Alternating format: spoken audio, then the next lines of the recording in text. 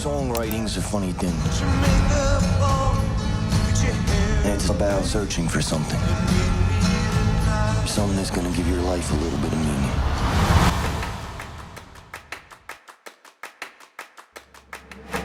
All right, ShotDeck. How are you guys? We got another Shot Talk. I'm very excited for this one. As somebody who born and raised in New Jersey, this film has a special place in my heart. We're talking about Springsteen, Deliver Me from Nowhere, and we're lucky enough to have the director, Scott Cooper, the editor, Pamela Martin, both exceptional at what they do, and talking about this film. So welcome to Shot Talk and welcome to ShotDeck. Oh, thanks, Thank Lon. It's good to you. be. Let's just jump right in. I know, Scott, going back to one of your first films with Crazy Heart, you have delved into sort of the experience of making art and making music.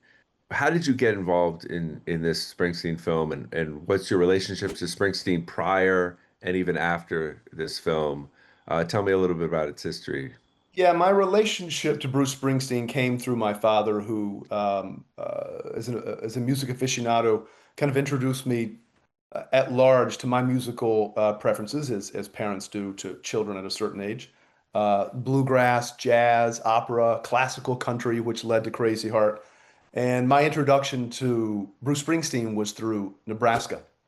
And the album found me at kind of the right time in my life as an 18, 19-year-old who, disillusioned, not sure of his place in the world. Um, it became an album that I would listen to on repeat very often when I was writing other films, Out of the Furnace, Black Mass, Hostiles. I mean, that's something that I would turn to, that and the Ghost of Tom Joad, for whatever reason. Certainly out of Bruce's larger discography, Nebraska held a lot of personal resonance. My father, to whom I've dedicated the film, died the day that I started shooting the movie, Oof. the day before. So he kind of carried me through. But you always ask yourself, why tell this story? Um, and in terms of personal motivation, setting Bruce aside as kind of demythologizing and stripping him of his iconography, the story kind of gets to the heart of why I make films. It's about an artist who, stripped of everything, fame, noise, expectation, who has to face himself. And I think there's something incredibly human in that, and something I think that all of us creatives recognize. We all reach a point where we have to decide, who we really are when no one's watching, which is exactly what Bruce was doing. So I wanted to make a film about creation as survival, about how art can be a lifeline when the world around you feels hollow. Bruce, as we see in the film, wasn't chasing a hit record. He was chasing the truth and facing his childhood trauma, and that takes courage, to walk into that dark without knowing what you're going to find. And that's the heartbeat of this story. And I think because we all live in a culture obsessed with volume, louder and faster and more, Nebraska then, and certainly for me, was the opposite of that. It's about slowing down, stripping it away, listening until only, the truth for Bruce remained. And I think that's why the album still feels so vital, because it reminds us that silence still has power. And that was, for me, really why I wanted to tell the story, because it's about courage and an album that had so much personal resonance for me. And Bruce is wrestling with something that I wrestle with before I make every film, which is, what kind of artist do you want to be? And that just felt universal to me. And I think that's a question that, at least for me, now that this movie is behind me and I'm thinking about what's next, is, what's echoing, right? What is it? Why tell the story?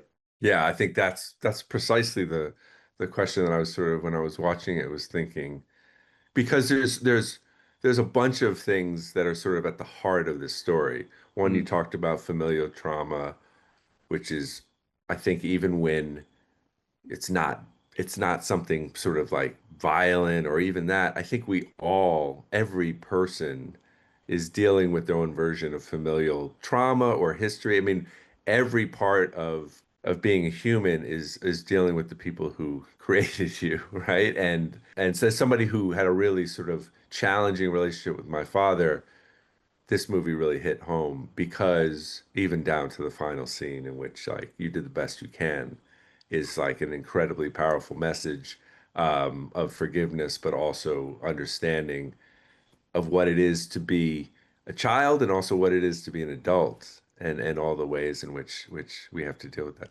It's funny because Pam and I discussed that. You're sitting in a cutting room, right? And you're not taking the film out largely, but you're screening it for people around you, crew.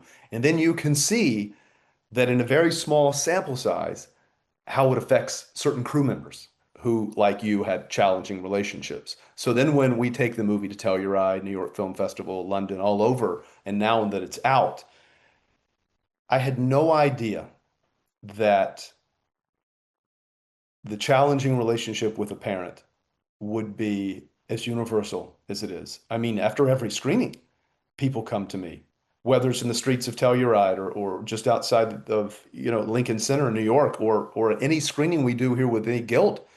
I mean, someone recently told me, Scott, instead of coming down the stairs with a bat, I was 8 years old and came down the stairs with a gun and I fired it and there were no bullets in it. He said, and 60 years later, I'm still living with that. I mean, it's every Yeah, screening, Lawrence, every screening, something like that. yeah, I believe that. There's that, and also people who have varying degrees of depression or mental illness who have Oh, yeah. been wrecked by it. Someone I just talked to the other day, where he said the movie ended, and as the credits rolled, he just cried and cried and cried and cried, and then he watched it again. Like, it's Well, crazy. that's the power of cinema and Bruce Springsteen, right? Yeah. That's exactly right. I think that's precisely the overlap between filmmaking and music, or literature, or all this. Anything in the creative arts is it's an expression. The more sort of specific and the more you write about yourself, the more you make something that resonates with one person, the more universal it feels. And I think Bruce's Nebraska, but all of his music, but really Nebraska really speaks to that, right? He basically stripped it all down to say, let me write something so deeply personal that it'll scare the shit out of CBS Records. It'll scare the shit out of like everybody who wanted a bunch of hits. Well, what's remarkable about Nebraska is it was written, what, 43 years ago.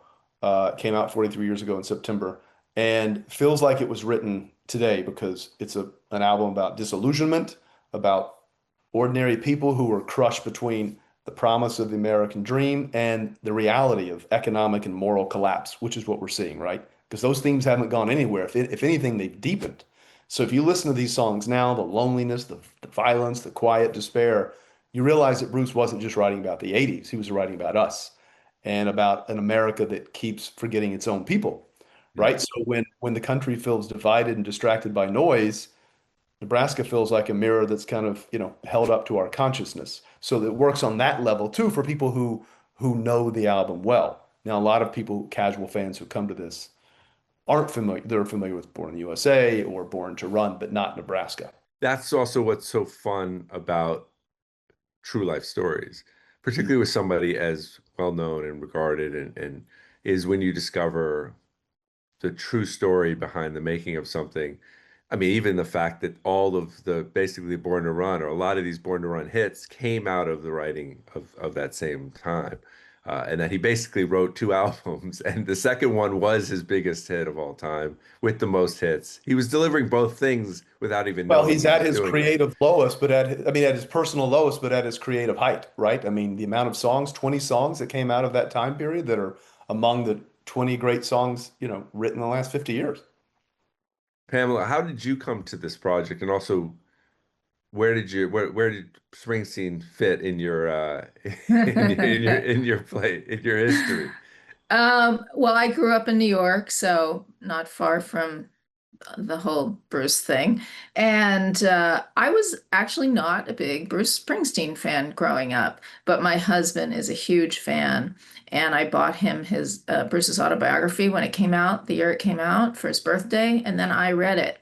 And I was so taken by Bruce, by the man, by the poetry, by his stories, that I then started listening to the music. And that was very late. I mean, I knew a lot, all the radio hits and everything, but I just never thought that deeply about his songs and his lyrics.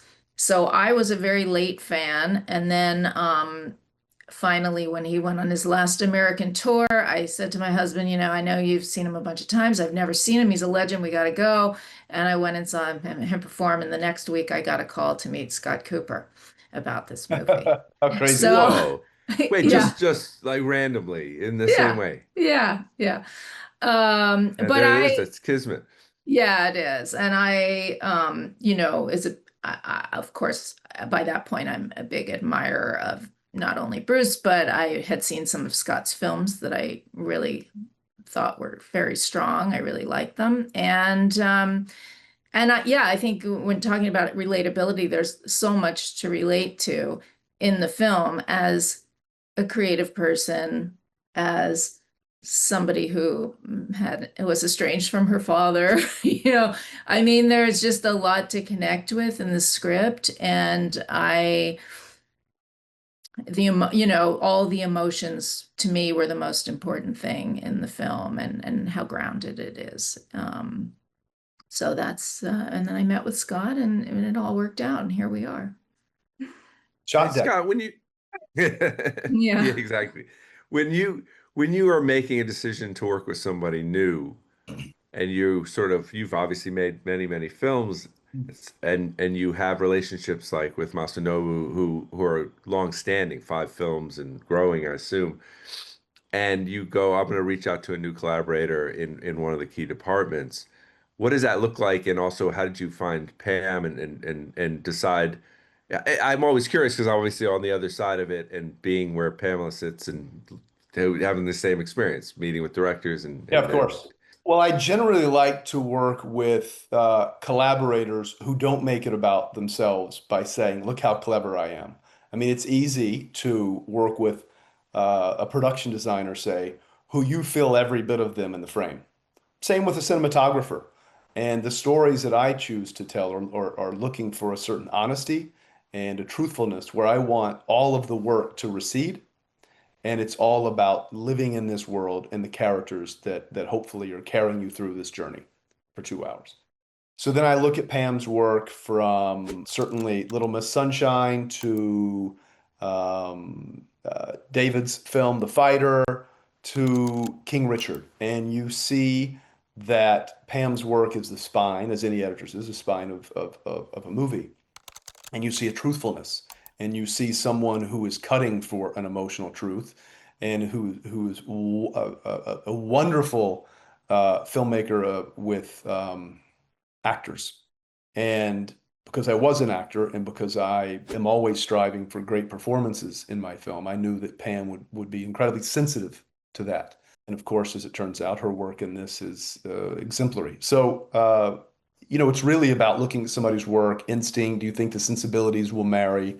And I'd seen enough of her work to know for sure that it would, because it's even, Pam has, if I were making a tennis movie, I think, oh God, who's cut Battle of Sexes and King Richard? Who does that incredibly well? Oh, well, Pamela Martin. But that's not how I think. I'm always looking at an emotional truth and how she cuts performance. When she chooses to cut, more importantly, when she chooses not to, right? It's a little bit like camera work. So often I see, incredible cinematographers, Lawrence, who take me out of the story because the whole TV show or the whole film was about a oneer.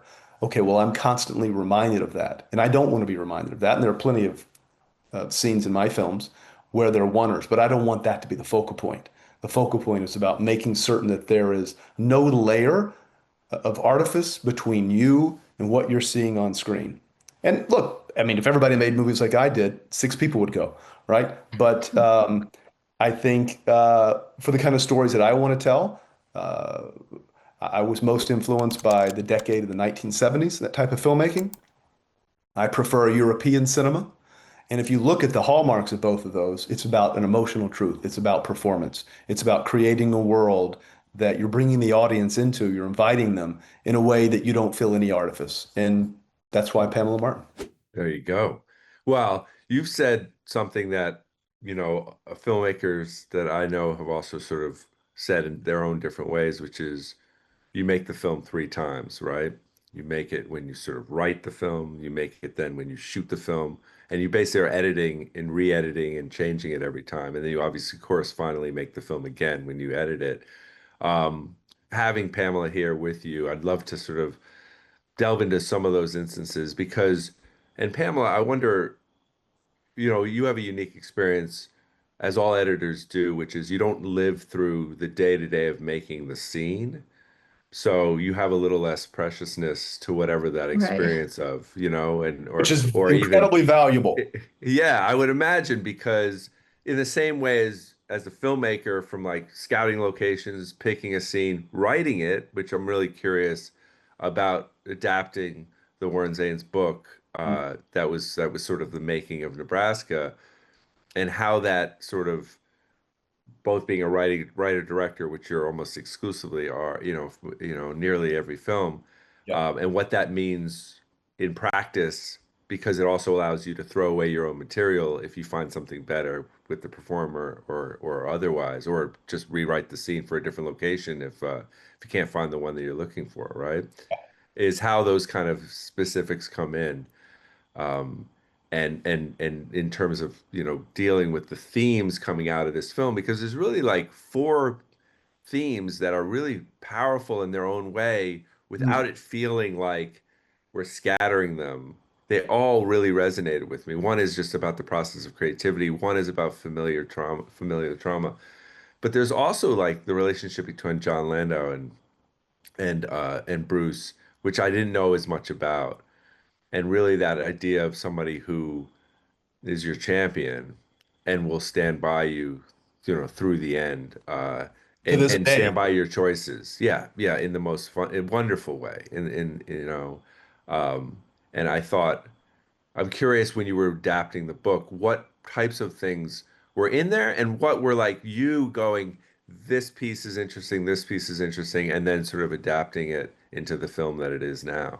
Well, it's an incredibly difficult book to adapt, quite honestly, about translating intimacy in cinema, how you respect the source while finding your own voice, on the emotional and structural challenges that Pam helped me to solve. It's the hardest part because Warren Zanes' incredible book, Deliver Me from Nowhere, lives so much in the interior. It's about a man's silence, his doubt, his private reckoning. And that's not something that you can capture through exposition or dialogue. You kind of have to find ways to make emotion cinematic, which is where Masa, Jeremy White, and Pam come in. A look, a pause, the sound of the tape spinning. It's about translating that kind of quietness of the page into images that breathe. And because Warren wrote something so beautifully internal, as we know, film is about demanding movement and rhythm and conflict. So the challenge is how do you honor that stillness while also giving the story propulsion? I didn't want to make a film only about the making of an album. I wanted to make a film about the making of a man, which allowed me to kind of open the aperture a bit. But it's always a balancing act to stay faithful to what drew you to the material, but also trying to reimagine it for a completely different medium. Because what works as a reflection in a book has to become behavior in a film. So you're constantly asking, how do I show what can't be spoken? Right? So that's the real challenge, but also, I suppose, the beauty of adapting Warren's book, because that book lives in silence and self-examination, and film lives in action. So the trick's finding a way to make stillness dramatic and, let the quiet feel alive. And that's where Pam and Masa and Jeremy White and the actors come in. Pamela, did you like read the source material? Yeah, I had read Warren's book, and I obviously had read Bruce's autobiography years before, which Right. there's some elements of that in the film as well. Um, And then Scott asked me to do the film probably 5 or 6 months before it actually filmed. So I had the privilege of reading many drafts of the script as well and talking about it a lot with Scott prior to filming, which was really Yeah, very helpful. great. Yeah, super helpful. Talk to me a little bit about how you sort of came to create this structure for the film, because I assume some of this didn't come from the book. This came from you finding that sort of external version of this very internal movie. Yes, and the truth is, I spent so much time with Bruce in between writing the script, having him on set, and then shooting it that and editing it, that I was able to understand Bruce not as the icon, but Bruce is just a human being, right? And he was able to give me access into his psychological state at 8 years old that he could remember. And he said to me, he said, Scott, I always remember this time in my life as black and white. So if you look at the cover of Nebraska, it's black and white. Right. If you look at the liner notes, it's black and white. And if you look at The Night of the Hunter, right, where his father would take him to the film, which is in black and white.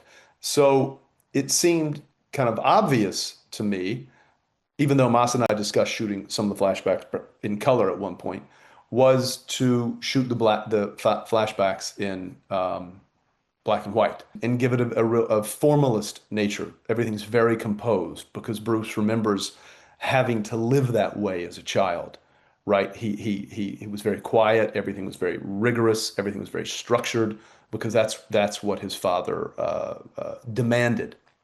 And then when we see the film contemporary color sequence, you see that we have some movement in the camera. It feels much more alive and vivid, and it shows Bruce's disequilibrium because he's so restless.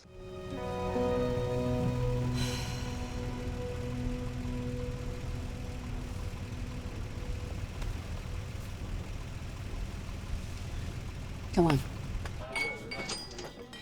For this particular scene, it was important to us to show this is a film about a man confronting his childhood trauma. And this is something that Bruce had to do often.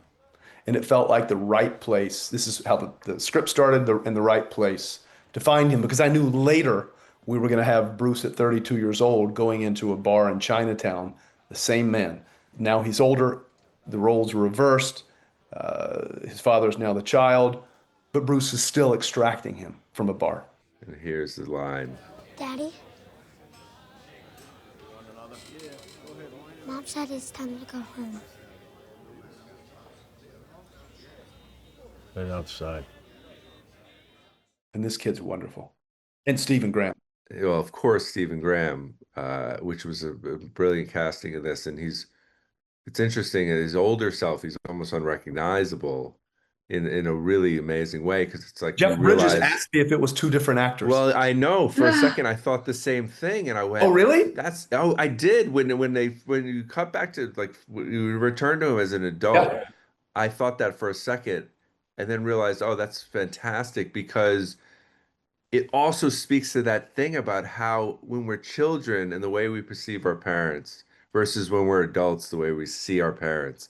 And it did it in a physical manifestation as well as just the emotional way in which, we're able to forgive things, but also realize our own sort of, and again, it's hard for me not to speak about the film without thinking about personal relationships, but about how when you become a parent, you understand your parents better and all the rest of it, I'm curious as an actor, but also the way you talked about it, particularly with Pam, when you're dealing with this kind of heavy material and a child actor, how are you helping to get them to a place of understanding that, or do they need to? I'm really curious about your process of dealing with actors, and obviously every actor is probably different, but also, Pam, when you're watching the film and when you're watching dailies and picking out those things, like, what are some of those decisions, and how do you sort of back into, like, choosing those takes and performances?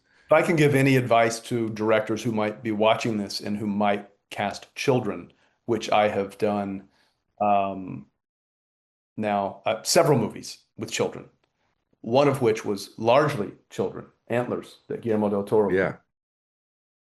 Is don't hire child actors. Right.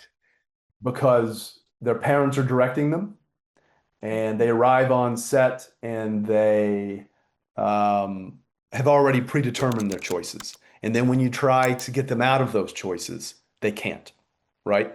So Francine Maisler, my casting director, I have her search far and wide. And we came upon this kid who's not an actor. He's a young boy, kind of a street kid from New Jersey, who has this kind of soulful innocence that I was looking forward to exploring, because the flashbacks are essential, because Nebraska isn't just about where Bruce was in '82, it's about where he came from and what he's still carrying. These memories of Freehold and the bar, of growing up in the working class world, of watching his father struggle. That's the soil of the album, right? So it's critical that we get this right. And the great thing about having Pam is she isn't on set every day. I don't even know if Pam knew that this young boy wasn't an actor, but really it's about, for Pam, something that's, I imagine, Pam, to take us through it, more clinical. Whereas I'm working from a very emotional place on set with a young boy who's never been on set, who's dealing with an actor in Stephen Graham, who's incredibly committed and who's terrified this young boy. So then I shoot this footage based on a documentary that I saw in the Bowery in the 1950s, or no, earlier. Maybe, yeah, it was 50s. That kind of lent me to seeing these men drinking, as Bruce's dad did, in daylight. And then I hand the footage over to Pam. Yeah, when I get the footage during the shoot, probably a lot of directors would be horrified, but I actually rarely look at the script notes that come to me. I know which are the That's circle funny because I takes. give them so specifically to Scott. My scripts Well, are I do tell my assistants to, they circle the circle. I know which ones are the circle takes, for example. And if there's a very specific note, they'll put it in a column. But I actually look at everything in frame view. I can tell which, by the way the shot is named, if it's a circled take. And the reason Pamela, I just do, tell me yeah. just for a second, what is frame view for people that might not know that? Oh, When you so say you like the can, view that when you see you it, yeah. organize, when you organize your footage to cut, it could just have text, it could say close up, little Bruce, blah, blah, blah, dolly shot, whatever. Or you can, I have my assistants put it in a view that just shows a sample frame that's representative of the shot. And so I'm looking at everything, kind of a big page full of individual frames, one from each take. And then I watch all the dailies. I take my own notes about performance, sometimes technical stuff, but really just how I feel about the footage, what I like, what I don't like, what's working, what's not working.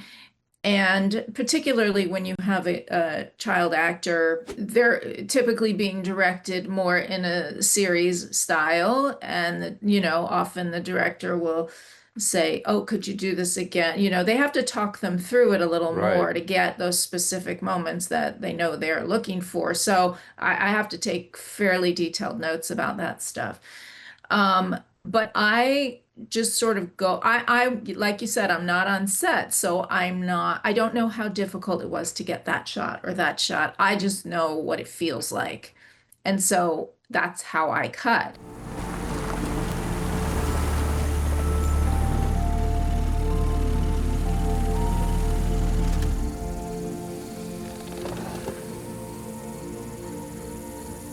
Imagine that. Must be a small fortune for that sucker. Live in something like that, and all your problems will disappear. All right, kids. Go run about.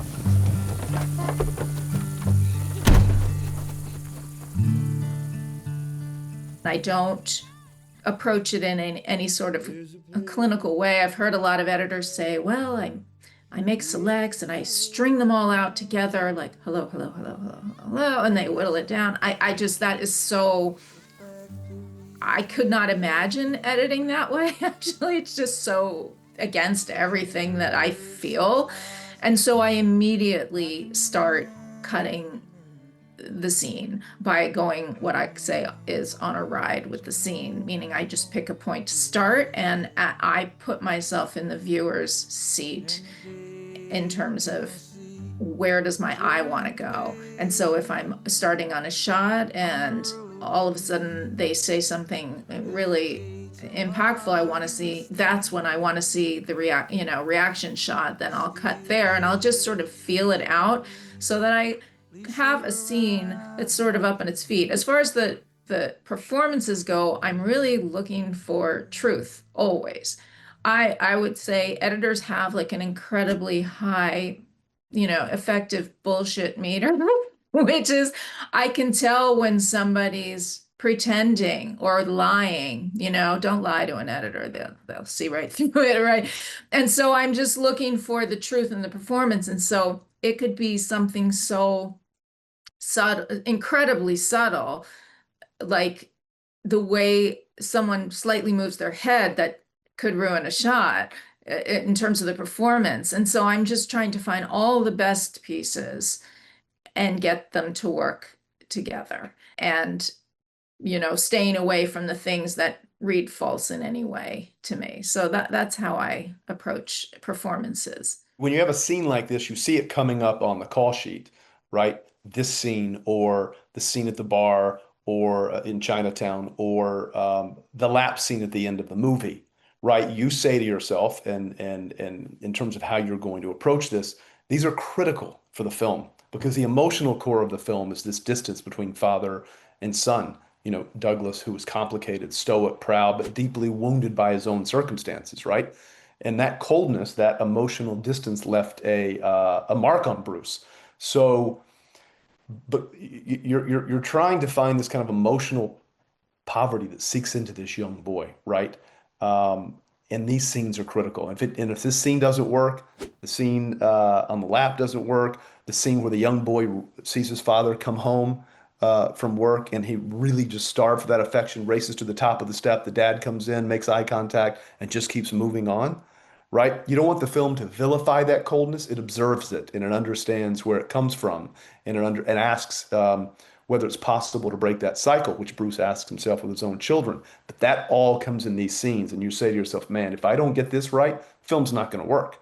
Yeah, and I think what we were talking about earlier, I guess telling this story about someone who's having an internal thing going on, and this is a guy who's going through a depression, but he doesn't know what it is. The way Scott structured the beginning of the film is so crucial to understanding who Bruce is in a very economical and amazing way, which is you open on the young boy, you see him with his cold father. Now he's on stage. He's a big rock star. Oh my God, this little boy is now this rock star. And then backstage alone, and then finally in his house in the quiet. And when you cut to him backstage, exhausted, and the party's going on in the next room, you have all the weight of that little boy that you saw at the beginning of the film. I remember we showed it to a friend of Scott's, and he, as soon as we cut to him, he just went, "Oh, poor Bruce." Like, so Hold on, who was he's that, doing it Pam? without what? Who was that? It was Adam Sandler. Oh, right. Okay. I thought, oh, Yeah. right. Of course. Yeah. He just watched the beginning. Yeah, and right, he right. went, "Oh, you're loading the emotion Yeah, right. Yeah.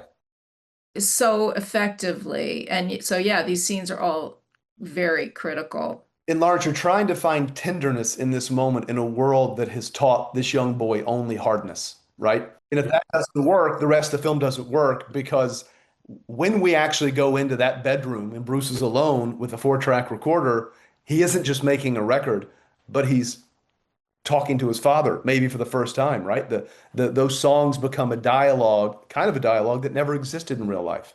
Yeah, well, as Pam talked about this, you not only see the future version of this young boy and his like massive success, the success that we already know, right? Of course, it's hard to go to this film and not know who Bruce Springsteen is. So you have, like anything, like when you show a trailer, the audience already knows certain things about the movie they're seeing. They know Bruce Springsteen recovered from being a child who had a distant father, and a father that he, right? We know he's a wild success.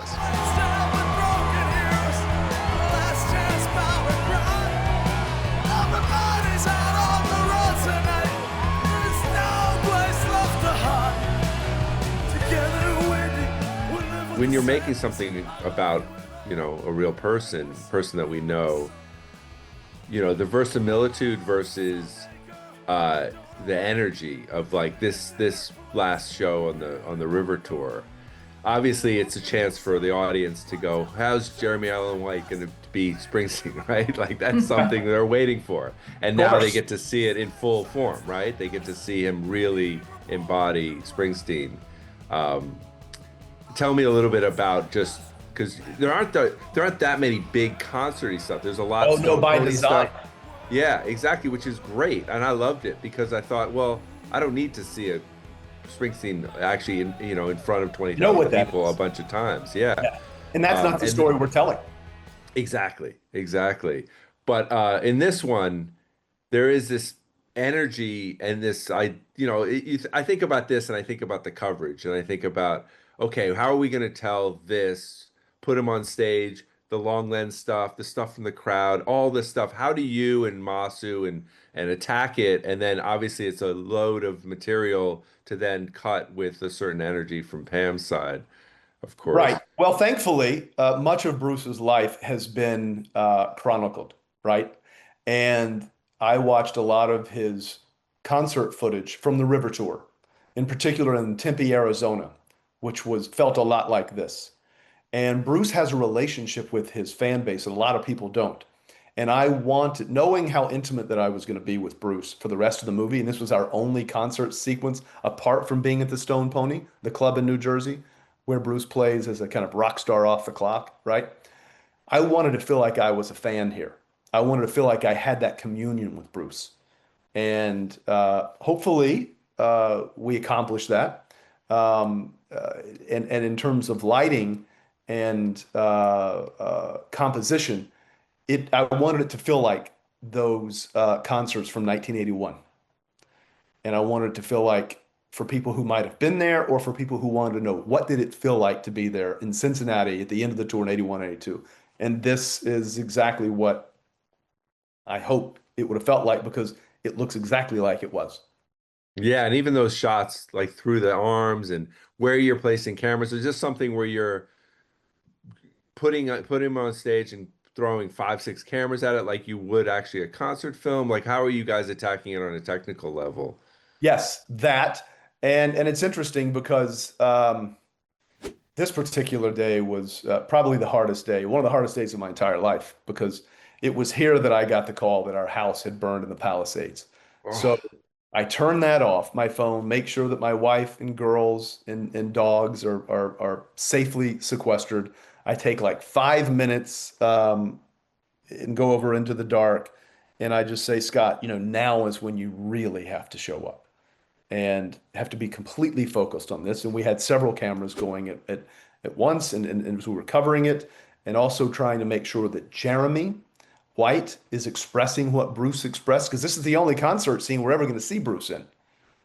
And it almost felt like an out-of-body experience, but it felt like technically Masa and I do so much work before we get to set that he knows exactly where I want to put the cameras, how I want to move it. Then I'm able on the day, because I've already mapped everything out, to work with the performers. Because, the E Street Band is well chronicled as well. I mean, thankfully we have incredible musicians. The drummer is one of the drummers for the Yeah Yeah Yeahs that Max Weinberg turned me on to, right? Stevie Van Zandt turned me on to the actor playing himself. So I knew I would be able to get that stuff right. But it was like, how can I make this feel like we as an audience are in Cincinnati in 81? Because it's the only concert sequence. And then I hand it to Pam and she comes up with this. Another element to making this feel like you're in that space, obviously, is the sound. It's a huge part of it. So, when we're doing the sound design for a scene like this, if you're closer on Clarence, you're going to hear that saxophone a little louder. You kind of give it the POV of somebody watching it. And of course, the feeling of the surround feeling, right, of the crowd. And that includes, in post, adding more people singing along to the chorus, which what happens when you go to these concerts. Cutting it, funny enough, I told Scott this, these are concert scenes are sort of the most tedious type of things to cut. But I do it this way, and I like describe it because it sort of nails it right away. I mean, I think we maybe changed one shot from the original version of this. Um, and just backtracking for a second, of course, for the performance, he had to nail being Bruce Springsteen, because this was the scene that was you're gonna buy that Jeremy Allen White is Bruce and you're never gonna think about it again. And he pulled it off. Scott pulled it off. Jeremy pulled it off. But what I do is I stack, and I have, gosh, probably 30 tracks between all of the multi-camera, sync pieces, and I just stack them all on my video tracks. And again, I do a similar thing where I've chosen a place to begin the scene and I decide where my eye wants to go. So that's just my method. But I do audition all of those 30 tracks and, find the best pieces. Then I go, is it this one or this one or this one? I have like my finalists. And also, I find great pieces that may not work in those spots, but I want to use them later. So I'll sort of flag those and repurpose them in other spots. But that gets me really super familiar with all of the footage. And I feel like I'm finding the gold in every moment of the performance.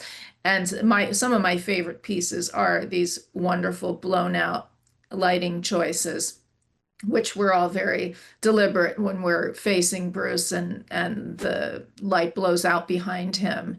Scott and Massa planned those really, really well. Yeah, then you have it and it's got all this incredible energy, and I already know I've really done a lot of the heavy lifting. It takes a long time, more time than cutting a normal scene, but I think it pays off in the end because you don't have to revise so much down the road.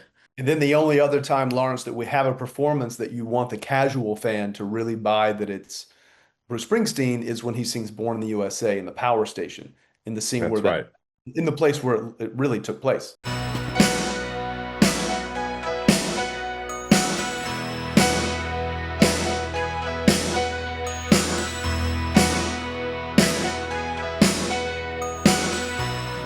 down in a dead man's town. The first kick I took was when I hit the ground. End up like a dog that's been beat so much till you spend half your life just to cover it up. Born in the USA, I was born in the USA. I was born in the USA. What's really lovely about that scene, you've already, which I didn't know, you've heard a version of that totally acoustic in Oh, the yeah. sort of Nebraska style. And you think, wow, first I didn't know that it was written at the same time. And then you're like, oh, now we're going to see the version that everybody is familiar with. In the room where it literally took place, and I think Jeremy did a great job, Jeremy White as Bruce here. Oh, incredible. I mean, even down, of course, down to even like now the sort of rolled up sleeves and the sort of 50s style. And then the shot from behind in this coverage is like the album cover, right? It's like when you sort of see from Annie behind. Leiboviz's cover. Yeah. It's cool that you see like, oh, right, this is what because as somebody who was, I think, 14 when Born in the USA came out, and it was like the beginning of MTV and all the rest of it. And it really you start to feel, oh, right, that's exactly the look. It was really a hint. Look, this is what's to come, right? This is not a movie about Born in the USA, because Bruce says, I'm putting that on the shelf, which highlights how much Nebraska meant to him, right? I mean, he went into a deep, deep depression trying to get that sound right. But for people who know, okay, well, in 2 years' time, it's going to sell 30 million records. Yeah. He's global icon, right? But that tells you everything you need to know about Bruce, who is all about his own truth. And for him to put those songs on the shelf, right? And then to only focus on Nebraska, his darkest, least best-selling album ever. I mean, that, tells you a lot about Bruce Springsteen. Well, and also knowing that as an audience, and when you see the resistance from Al Teller and just like you're like, guys, as somebody who's like anybody who's creative and wants to take a departure and the sort of courage and risk that that takes, not just from the artist who could just give the people what they want, right? And chooses to do something that is absolutely risky with like no press, no tour, No singles. none of the things, right? No singles, exactly, no radio edits, all that. And then you go, yeah, but guys, one album from now, you're gonna get everything you want and more. Like Well, you're right. good. I think in a parallel universe, people are hoping that's what happens with Bruce's story because, wanting the Born in the USA story because this is a creative risk. In other words, to tell a story about one of our biggest icons at his deepest, most painful chapter in his life. Yeah, he says Yeah. in the movie that it's the only thing making sense to me right now. He had to do this album. Yeah. This is the courage. The third thing about what is like when an artist allows to be, takes courage in what they do with their career and what they do with their creativity at a time when the road is so much easier to do something different. Well, and in particular, when we find ourselves in this world in which it's so incredibly difficult to get people out to the cinemas to see movies, right? Spectacle sells, sequels and prequels sell. Like, how do you tell an original story and get people out? That takes a lot of courage in a landscape in which people would rather just stay home and watch it on their sofa. But what I love about this film is that the choices are not to just show Jeremy Allen White as Springsteen, right? And like and play the hits. It's to sort of dig really deep into those emotional things because that's why I go to movies and it's what resonates with me and sticks with me. It's what sticks with me about this film is those things that resonate within yourself and your own personal history. Mm. When you were writing the film, one thing about the father-son story, just to sort of go on that, and we were talking about this before, when you go into Chinatown, there's a sort of a parallel here that I remember when watching it that I thought was really lovely. And I'm curious just from a screenwriting standpoint, when do you sort of discover those kind of parallels, which is one of the core memories, and it's a good memory that Bruce has, and I assume, well, I'm sure for sure it's true because you obviously we're dealing with Bruce all the time, is when his father takes him and he wakes him up and he says, you're coming with me. He's like, what about school? He's like, no school today. He takes him to the movies. To see And those, Night of the Hunter. see Night of the Hunter. Well, but even though the movie's terrifying and it's like inappropriate, the memory of having this one-on-one moment with his father is something that he holds on to for his whole it's life. indelible, Bruce. Oh yeah. Yeah. And when this scene comes in Chinatown and he sort of comes to him and he's like, no work today, like it's like he's basically now doing the same thing. He's like, reversed. He's like, let's go get some breakfast. And Yes. that hit really hard. When does that come into your head as far as like starting to build the screenplay from something that is not a book that's like giving you all of those beats, when you're adapting it? Well, it was important for the audience who were paying attention. Okay, here Bruce is, at 32 years old and not at 8, who is coming back into a bar, which the alcohol is a sense of armor for his father, right? And where does he find him? He finds him almost in the same place in the bar, towards the end on a corner, right? He's in the same position. We have Bruce coming in, moving towards him in the same way. It's almost replicating what we saw in the first 2 or 3 minutes in the movie.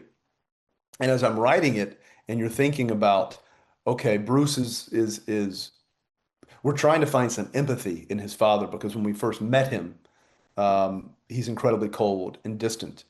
And now as we come to here, just moments before, when Bruce is on the phone with his mother, we know that Bruce's father is schizophrenic. We know that he hasn't taken his medicine. He's at his lowest. He's just been released from LA County Jail, right? And a son comes to essentially save his father. So it's really about how do I write that almost non-verbally first. I always write scenes non-verbally before I assign any dialogue to it. And I think about it in images before anything else. And that was really my template because Bruce said to me, look, my father, as difficult as he was and as cold and distant as he was struggling and just didn't know it because he too had inherited this mental illness. So it wasn't his fault. So I have to show that as hard as it is for me, I'm still empathetic and I'm still compassionate. Even though when the bartender says he's a good man and the father turns to Bruce and he says, am I? I do Yeah. one version where Bruce nods, or Pam and I find a version where Bruce doesn't say anything, right? And and that is something you've sort of thought about, like when you're thinking about variations, obviously having written it, you could be really, you know, like sort of like, this is how it is. I've already made Yes, these decisions. Obviously, as an actor and an ex-actor, that you go, well, I want those choices both as a director, or I'd love to yes. give the Jeremy and, Steven opportunities. How does that sort of play out in a practical sense when you're directing? Well, it's important that I have options for Pam and me when we get into the cutting room. I do. I don't. I actually haven't asked Pam this question, but I don't do a lot of takes, so I know specifically what I'm looking for, and I feel like when I've got it, and again, for people who are watching this who are first time directors, it's not about getting a scene, everything perfectly right. It's about moments, and then Yeah. once I know that I've cataloged those moments and I have them, then I can move on. But, and I suppose, Pam, it's probably better. I mean, well, it would make sense the more takes that you have, right, to choose from. But Depends. I give her very few, maybe too few. No, no. Scott shoots his movies like a filmmaker, like someone who is shot on film, not on digital, because I found it really brought me back to sort of some of the earlier films that I had edited in terms of the coverage and the precision involved, the planning involved. It's so carefully done. There is no need to just shoot a lot of stuff. And I feel like once the digital age hit, a lot of filmmakers got quite lazy about the planning part because digital's a lot less expensive than processing film. And so they're, oh, we'll just cover a lot of stuff. We'll get it. We'll get it. And you have a big pile of just a lot of stuff, but but it's more of a mining expedition. In this case, I had a lot of incredibly beautiful, like everything's really good. I have 4 takes. That's all I need because it's all carefully planned with Masa and really worked out with the actors. And so I much prefer this method because it just means there's a lot of thought put behind it. And not every filmmaker does that. Some do. Scott's really a master at that. It's the first time I've been an editor for probably, I don't know, 35, 36 years. And it's the first film that I did not have a pickup list ever. Like there was one scene that I was a little worried about that we discussed, and Scott was like, I know, I feel like I got it. And we moved on.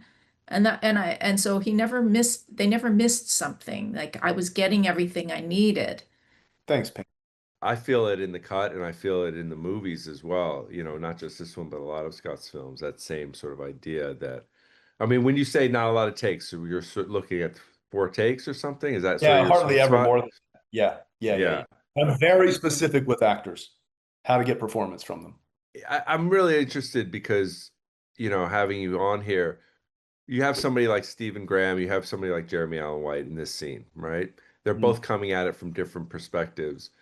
In terms of like the work that they do on their own coming into this scene and the conversations you have with them, tell me a little bit about, is it less than some people would think? Is it just very specific things they're looking for to help guide them? Yeah, what I find most helpful is what I call investigative text work, which I do with every actor in the film well before we get there. So I do a lot of my work with the actors before we even get to the set. And I don't rehearse because I find if you rehearsing, actors will come in maybe a bit lazy and say, "Oh, we're going to have time to find that." I want them to come to the set, having already discussed this, knowing exactly what I want. And your hope is that an actor knows even though I write all of my movies, that the actors know the characters even better than you do, right? Casting is critical. And so often you see movies in which the actors aren't in the same key. There's a film, it happens all the time. It comes out to great acclaim, happened this year, in which I'm watching the movie and I find, well, these actors aren't even in the same movie. One actor's in a Coen Brothers movie, but the other's over here in a drama. And that's the director's fault, right? Not being very clear with the actors that no, this is, we're not all rowing in the same direction here. So I also look for actors when I cast who have very rich interior lives.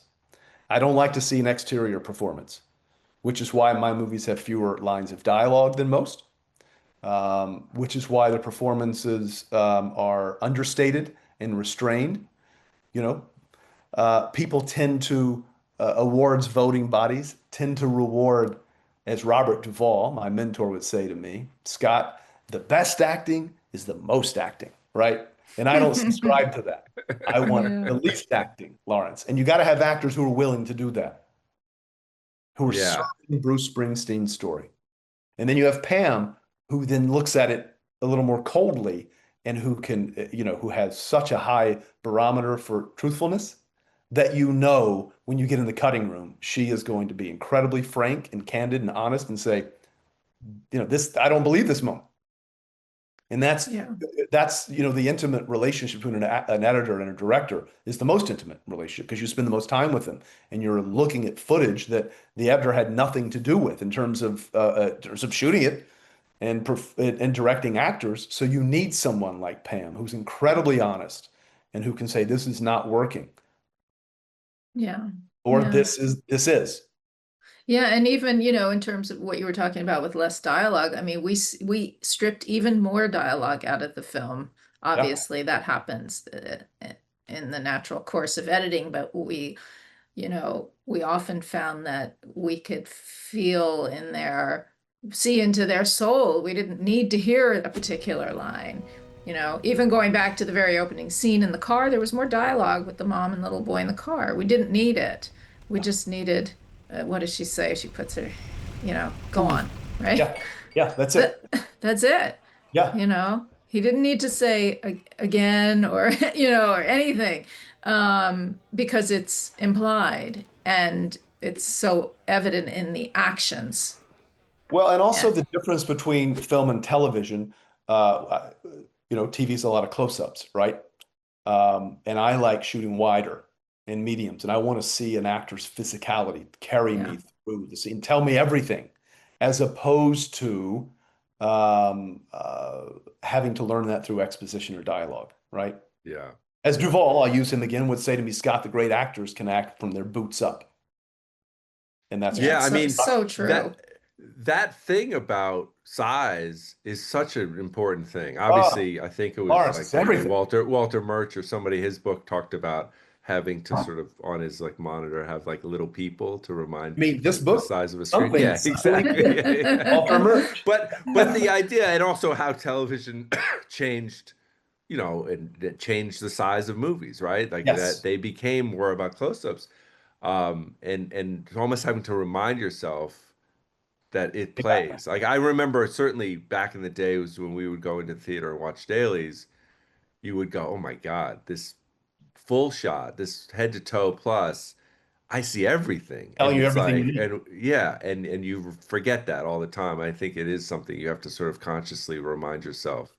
It plays in this size. I have a question. I wanted to go back to this for 1 second, just because I was curious about, I thought this was such a great detail because of course, we think about Bruce sweating all the time, but that opening on the shot, where did that come from? It's just a great transitional shot. Yeah, that was in the script. I toured around with Bruce as I was writing the script. And I'm telling you, at 75 years old, for 3.5 hours, he entertains his audience. He doesn't even stop for one sip of water. Bruce comes off stage. I'm John Landau and I are the first two to meet him. We're hugging. Lawrence is like he's just come out of the shower. And I've been backstage with him where he's bent over like this, and you just see this puddle of water. And I was like, that's my image. That tells you Yeah. everything about Bruce Springsteen.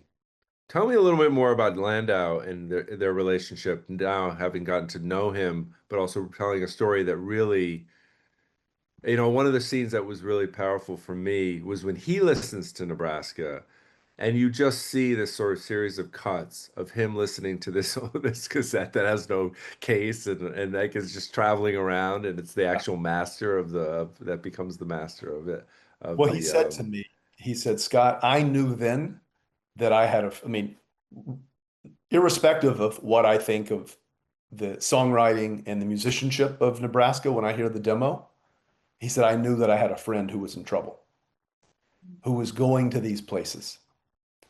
And John Landau very famously said, when he was a rock critic for Rolling Stone, he said, I've seen the future of rock and roll, and his name is Bruce Springsteen. And he becomes Bruce's manager. And 50 some years later, he's Bruce's, apart from Patty Scialfa, he's the closest person in Bruce's life. He's a confidant. He's seen the movie. He's a father figure, a part therapist. But most importantly, he allows Bruce, he's a protector and a fierce protector for Bruce to be able to take the creative risks that he takes. We all want those with our own managers or agents to say, regardless of what the commercial risks are, and obviously they were great for Nebraska because no one knew that Born in USA was coming 2 years later, right? A man who's on a rocket ship and all of a sudden gives us a complete left turn, personal record. It's about how do you go to the film studio? How do you go to CBS, Columbia Records, and you say, in this office, in my office, we believe in Bruce Springsteen. And whatever Bruce wanted to put out, John went to great lengths to protect that. And that's why when I saw Bruce in Barcelona at the end of the tour, Bruce comes off stage, the first person he hugs is John Landau. And that relationship is one of one, probably will never be replicated in music history again. And this is the central relationship of the movie. It's the love story. And it was powerful. This scene, which you talked about, which is in this office, we believe in Bruce Springsteen. And obviously it goes way outside this office for Landau. This is in my world. In my world, we believe in, and for my life, I will believe in it. But it hit me also very powerfully because it made me think about the people I've worked with over and over again and how much and the support that you need from your collaborators and the support that you need from those people that sort of help you be courageous and help you be Yeah. and also are there when it doesn't work out and all those Well, things. yeah. I mean, Lawrence, you need those people when you're putting the movie together, when you're shooting it, when you're cutting it, right? In particular, when you're cutting it, and you and Pam Martin are saying, okay, well, look, we know that this is probably not the most commercial version of this, but this is the truth, and we're going to safeguard that truth because that's what Bruce is. He's our most authentic artist, and he kept saying to me, Pam would hear it over and over when we were cutting, certainly when I was writing and shooting it, you got to give me a Scott Cooper movie. Yeah. Don't stand off the edges. The truth about yourself isn't always pretty. I like when on a second viewing, one of the chances I have is to go both what the movie tells me and then also go even deeper because I was like, who is this guy? Was it who obviously Paul Walter Hauser plays? Mike Batlin. Balton, yeah, Batlin. Batlin, right? And I'm like, Yeah. this guy's an interesting footnote in this story because, and it's beautifully cast, obviously by Paul, who's always amazing, and is so likable in this thing where when he's basically bringing in the equipment and admits like right off the bat, like I'm not an engineer, like. And realize this guy is sitting in every single one of these recordings. He's like the witness, the sole witness to this whole thing, and it's such an incredible like piece of movie of music history. And then you go back and it's like he's the credited engineer, obviously, on this album. You want to know why I did what I did? Sir, I guess it's just a meanness in this world. Well, these were some of the hardest scenes to shoot in the entire film, right? Again, it's a movie about a man in a room. Not only how do you make that cinematic, but we live in an age of constant noise. Social media, endless content, everything is curated and filtered. It's all performance. So this is the opposite of that. It should be pure and unvarnished and analog. One man in a room with a 4-track recorder, no polish, no safety net. Uh, uh, it's about as honest and human and imperfect and real as you can get. And that came down to recreating this room exactly as Bruce remembered it. All the furniture's in the exact same place. Mike Batlin is sitting where Bruce sat. That's what's great about having Bruce Springsteen as a resource. Bruce, how did you feel when you first recorded Nebraska? You know, uncertain. I thought, yeah, we got that. Because again, I'm only making demos. I'm not making an album that I think is going to be my next record. Normally, he would take those songs to the E Street Band. You know, when I spoke to Mike Batlin, he said, "Oh boy, Scott, I knew at this point this was unlike anything I'd heard, and I want to be there for Bruce, but I'm saying this is some dark shit. Where is this going?" So you have to try to capture that. He said, so my armor against that was, you know, a little bit of humor. You know, my movies generally, Lawrence, are devoid of humor. And you know, when you can't cast Paul Walter Hauser, he's as soon as he comes on screen, you just kind of relax. You know you're in good hands. You know that he is going to bring a lightness and an empathy in a very naturalistic way. He's not searching for laughs. He's just, I would write specific lines thinking, okay, I hope Paul can make these work. And he does, but in a very offhanded way. And, you know, the duality of this scene of a man who's talking about Charles Starkweather, right, in Badlands, and then you have the man who's listening to it, who's unsure where all this is coming from. You have two different viewpoints. Yes. Yeah, well, he's his first audience, right? It's the first person who he Yeah. has somebody. He says, I don't want an engineer. I don't someone who's going to comment work. Right. What was the E Street? But it's like ultimately because you see them try to put these songs on, and then basically Bruce reject it. Yes. And what was their reaction to? Is effectively a solo album, you know, for all. Oh, completely. Yeah, he had just toured with them. Didn't want to include them on Nebraska. Obviously, they also were like, "Wow, what are these songs? This is not what we've gotten all the way up to this point." And you can listen to just issued maybe 2 weeks ago, 3 weeks ago, The Electric Nebraska on Spotify when you hang up, for those of you who care, right? And I think it's quite good, actually. Bruce wasn't sure it was good, obviously, in 82. He thought they were overpowering the music. It removed the kind of ghostly, stripped away quality he was desirous of. I happen to like it. We do have some of it in the film, right? Which I think is really quite beautiful. But it's not a movie about the E Street Band. We see them only twice. We see them at the end of the River Tour, and then we see them in Born in the USA. But it's also a highlight to say, look what's coming, right? Yeah, and I mean, I guess over their history, they play those songs, so they're there to play with accompanying those songs in their future. Well, you hear at the very end of our movie. Yeah. In 2000, you hear the E Street Band electrify Atlantic City. Yes, exactly. That Atlantic City track at the end is amazing. It's incredible. Because Bruce kept saying, of despairing Bruce out in front of the power station, we can't get it. Listen to what we're doing to Atlantic City. Well, they got it. Yeah, exactly. No, it's amazing. It's amazing. But no, this is about a man who's facing a reckoning, and the E Street Band were not a part of that. I'll ask Pamela's first, which is, on every movie, I assume there's some sort of post-mortem in which you sort of discover something, or you say, well, this was harder than I thought. This was, what were some of the things that you learned from making this film? Maybe it's about a new collaborator in Scott, or ways in which, you know, it serviced that thing in you to say, yes, I want to do this as my next film. Like, I'm curious what you take away when you look back at this experience. I think I didn't expect to have a sort of mirror of what creativity feels like in the movie, and then how that personally feels. Does that make sense? Makes complete Like, sense to me, because that I, also was one of the things that I really was surprised. And a friend of mine asked me, because I talked about, doing this interview, and I was saying, one of the things that really surprised me about the film that I didn't expect was the way it resonated about the creative process. Um, yeah, one parallel I can think of is when I cut The Fighter.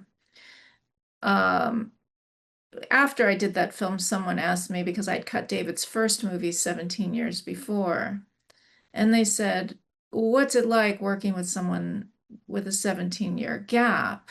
And that's a multi-layered answer, but one piece of that answer is that it was my personal life experience and my relationship to the characters in the film. I could not have cut that film when I was 23 years old.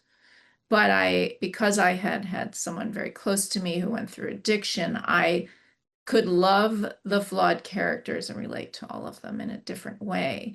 And I think in this film, having worked as an editor for as long as I have, feeling that, I guess, having that feeling of all of your personal shit and good and bad and everything pouring into the scenes that are doing the same thing was a very beautiful experience. It was like matching me in this moment somehow.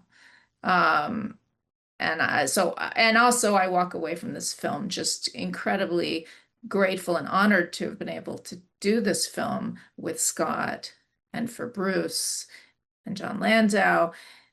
And also we had an incredible crew, and all of our producers and all of the studio people at the studio, and Scott and I were all in sync, and Masa and obviously everyone making the film. We were all trying to make the same movie, and that's very rare.